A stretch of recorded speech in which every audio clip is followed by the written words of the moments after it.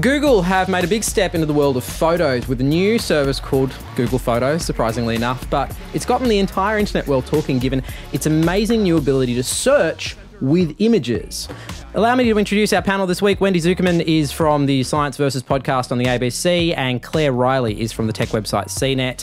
What is it about Google Photos that seems to have gotten people so excited? It's just really cool and simple, you know. Sometimes the greatest technological advancements aren't about what processor you're using or the microarchitecture of your computer, but it's about the user interface and how you interact with stuff that you want to use every day. And a classic example is photos. So Google's really thought from a kind of a mobile-first perspective, because we're not really going out, well, some of us are going out with our DSLRs and uploading them all to the computer, but most of us are just going around with our smartphones, snapping pictures, and then ending up with just reams and reams. I don't know if you can use a paper reference for photos, but sure, using like so reams and reams through the tubes of the internet. Yeah, through the which is like a highway, an information superhighway. It's two ways, but yeah, trying to navigate all these photos. I don't know if anyone watches Silicon Valley, but there's a really funny scene where he's trying to find, like, he's angrily trying to find this video from last night proving something, swiping. No, I'm in the wrong folder. Hold on, I got to back out. And if you use things like Dropbox, or if you've got different apps saving things in different places,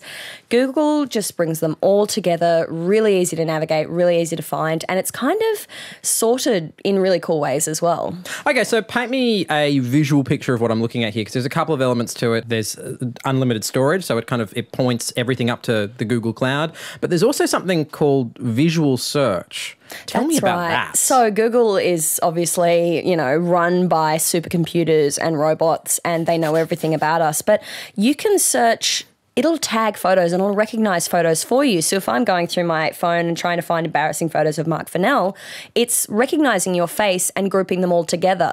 Users in the kind of early... That would be all photos of Mark Fennell. Thank you. Users in the early demo stages are kind of saying that if they search for things like a bar or drinks or food, then they're getting returns of images like that. So it's really, really smart in the way that it detects what's happening in the photo, and therefore you can search for photos, say, of your kids. And in the demo at Google I/O, they said that there would be photos of your child from day of birth to now, because it just recognises the way you're taking those photos. It's scarily smart. Yeah, subtext there is Google now know your child's face. Absolutely. I mean, it's that classic example of wonderfully convenient technology packaged in very, very scary forms, because for so long what's protected us from facial recognition and from all of those embarrassing photos being, oh, well, that's okay that they're online because no one can search them, they're not tagged, no one knows it's me, is that the technology wasn't there yet. The facial recognition technology wasn't there. And now it's pretty much there. And this means that when we start using CCTV, when we move through spaces, this technology will soon be applied in that space as well. Going to protests, they're going to be able to identify people much easier. I cannot believe how quickly facial recognition technology has advanced. I remember reporting on this not that long ago and people saying, it's fine, it's so difficult because you scrunch your face up and you can't detect that it's you. And 5 years ago, sure, now. Now Google can do it. Facebook bought an Israeli facial recognition company, I think about 6 or 7 years ago, and now it's become like the key part of the way they suggest faces to you on Facebook. And that's a handy security thing. So we're recognising some weird activity on your account. Can you identify these 3 people for us?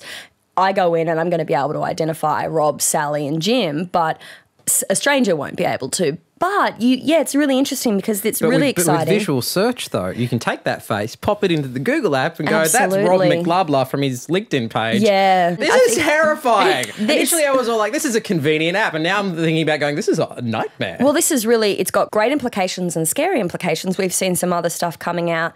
Intel's got this technology called RealSense, and it's a camera that detects your face, gesture and facial recognition. But the idea being that you sit in front of your laptop with the camera facing you, recognizes your face. You don't need to type in a password. It just unlocks everything.